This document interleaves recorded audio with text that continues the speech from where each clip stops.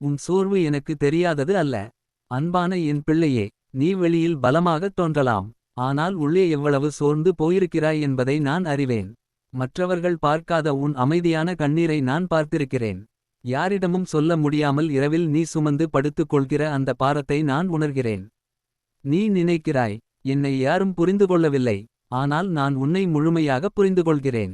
உடைந்த இருதயத்தாருக்கு கர்த்தர் சமீபமாயிருக்கிறார். சங்கீதம் 34:18. உன் உடல் சோர்வு. நீ அதிகமாக உழைத்ததால் உன் உடல் களைத்திருக்கலாம். பொறுப்புகள் அதிகம், ஓய்வு குறைவு. ஆனால் நினைவில் கொள், உன்னை உருவாக்கினவன் நான். உன் எல்லைகள் என்ன என்பதையும் நான் அறிவேன். சோர்வானவருக்கு பலன் அளிக்கிறார். ஏசாயா 40:29. உன் மன சோர்வு. மீண்டும் மீண்டும் தோல்வி, மீண்டும் மீண்டும் ஏமாற்றம். நம்பியவர்கள் காயப்படுத்தியது, பதில் இல்லாத ஜெபங்கள். இந்த எல்லாம் சேர்ந்து உன் மனதை களைத்திருக்கலாம். ஆனால் உன் மனத்தின் ஒவ்வொரு சிந்தனையும் எனக்கு தெரியும். நீங்கள் உங்கள் கவலைகளை அவர் மேல் போட்டுவிடுங்கள், அவர் உங்களைப் பற்றி கவலைப்படுகிறார். 1 பேதுரு 5:7. உன் ஆன்ம சோர்வு. என் ஜெபம் கேட்கப்படுகிறதா? தேவன் இன்னும் என்னோடு இருக்கிறாரா என்று நீ உன்னுள் கேள்வி கேட்கலாம். ஆனால் நான் உன்னிடம் சொல்லுகிறேன், நான் ஒருநாளும் உன்னை விட்டு போகவில்லை. நீ என்னை உணரவில்லை என்றாலும் நான் உன்னோடு இருந்தேன். நான் உன்னை ஒருபோதும் விட்டுவிட்டேன், உன்னை கைவிடேன். எபிரெயர் 13:5. நான் உன்னிடம் சொல்வது இதுதான், உன் சோர்வு எனக்கு தெரியாதது அல்ல. நீ அழுத ஒவ்வொரு இரவும் எனக்கு தெரியும். நீ மௌனமாக சுமந்த ஒவ்வொரு வேதனையும் எனக்கு தெரியும். நான் தாமதிக்கவில்லை, நான் சரியான நேரத்தில் செயல்படுகிறேன். இந்த சோர்வு காலம் உன் வாழ்க்கையின் முடிவு அல்ல. இது ஒரு மாற்றத்தின் முன்னிலை. கர்த்தரை நம்புகிறவர்கள் புதிய பலம் பெறுவார்கள்.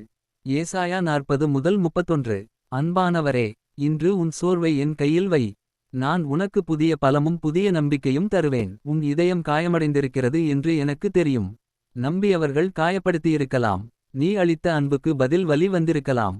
சொல்ல முடியாத வேதனை உன் உள்ளத்தில் பதிந்திருக்கலாம். ஆனால் நான் உன்னிடம் இப்போது சொல்லுவது இதுதான், உடைந்த இருதயத்தாரை சுகப்படுத்தி அவர்களின் காயங்களை கட்டுகிறவர். சங்கீதம். மறைந்த காயங்களையும் நான் காண்கிறேன். உன் காயம் வெளியில் தெரியாமல் இருக்கலாம். ஆனால் உன் உள்ளத்தின் ஆழத்தில் இருக்கும் உடைந்த துண்டுகளை நான் பார்க்கிறேன். நீ சிரித்தாலும் உன் உள்ளத்தில் இருக்கும் வலியை நான் உணர்கிறேன். மனிதர்கள் மறந்துவிடு என்று சொல்லலாம். ஆனால் நான் சுகமடைய விடு என்று சொல்கிறேன். காயம் மறந்தால் போதாது, அது குணமாக வேண்டும். மன்னிப்பு மூலம் சுகம். உன் இதயத்தில் சுமையாக இருக்கும் கோபம், வேதனை, விரக்தி, இவை எல்லாம் உன்னை கட்டி பிடித்திருக்கலாம். நீ மன்னிக்க முடியவில்லை என்று எண்ணலாம். ஆனால் நான் உனக்கு சக்தி தருவேன். மன்னிப்பு என்பது அவர்களுக்காக அல்ல, உன் இதயம் விடுதலை அடையவே. ஒருவருக்கொருவர் இரக்கமுள்ளவர்களாக இருந்து மன்னியுங்கள். எபேசியர். உடைந்ததை புதிதாக மாற்றுகிறேன். உன் இதயம் உடைந்தது முடிவு அல்ல. உடைந்த விதை மண்ணில் விழுந்தால் தான் புதிய வாழ்க்கை உருவாகும். நான் உன் வலியை வீணாக்க மாட்டேன். அதே வலி நாளை உன் சாட்சியாக மாறும். நீ அனுபவித்த காயம் மற்றவர்களுக்கு ஆறுதலாக மாறும். எல்லாவற்றையும் நன்மைக்காகச் செயல்பட செய்கிறார். ரோமர். என் சமாதானம் உன்னை நிரப்பும். உன் இதயத்தில் இருந்த கலக்கம், பயம், பதட்டம், இவற்றை நான் அமைதியாக மாற்றுவேன். என் சமாதானத்தை உங்களுக்கு கொடுக்கிறேன். யோவான். சூழ்நிலை உடனே மாறாமல் இருக்கலாம். ஆனால் உன் உள்ளம் மாறும். உன் கண்ணீர் நம்பிக்கையாக மாறும். உன் துக்கம் அமைதியாக மாறும். உன் இதயத்தை என் கையில் வை. நான் அதை மெதுவாக சுகப்படுத்துவேன். நீ மறந்துவிட்ட கனவுகளை மீண்டும் எழுப்புவேன். நீ இழந்த மகிழ்ச்சியை திரும்ப கொடுப்பேன். நீ உடைந்த இடத்தில் நான் உன்னை பலமாக்குவேன்.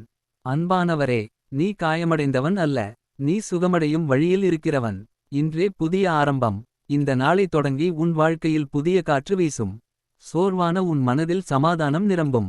அழுகையை மகிழ்ச்சியாக மாற்றுவேன். அழுகை ஒரு இரவு தங்கும், ஆனந்தம் காலையில் வரும். சங்கீதம். என் சமாதானம் உனக்கு போதும். உலகம் தராத சமாதானத்தை நான் தருகிறேன். உங்களுக்கு சமாதானத்தை விட்டுச் செல்கிறேன், என் சமாதானத்தை உங்களுக்கு கொடுக்கிறேன். யோவான். உன் சூழ்நிலை உடனே மாறாமல் இருக்கலாம். ஆனால் உன் உள்ளம் மாறும். பயம் வெளியேறும். நம்பிக்கை பிறக்கும். இயேசு இப்போது உன்னிடம் சொல்கிறார், சோர்ந்து போன இதயமே, நான் உன்னுடன் இருக்கிறேன். உன் கையை பிடித்து நான் நடக்கிறேன். நீ விழுந்த இடத்திலிருந்து நான் உன்னை எழுப்புவேன். நீ அழுத இடத்தில் நான் உன்னை சிரிக்க வைப்பேன். நீ இழந்த நம்பிக்கையை நான் புதுப்பிப்பேன். அன்பானவரே, இது உன் முடிவு அல்ல, இது உன் புதிய தொடக்கம்.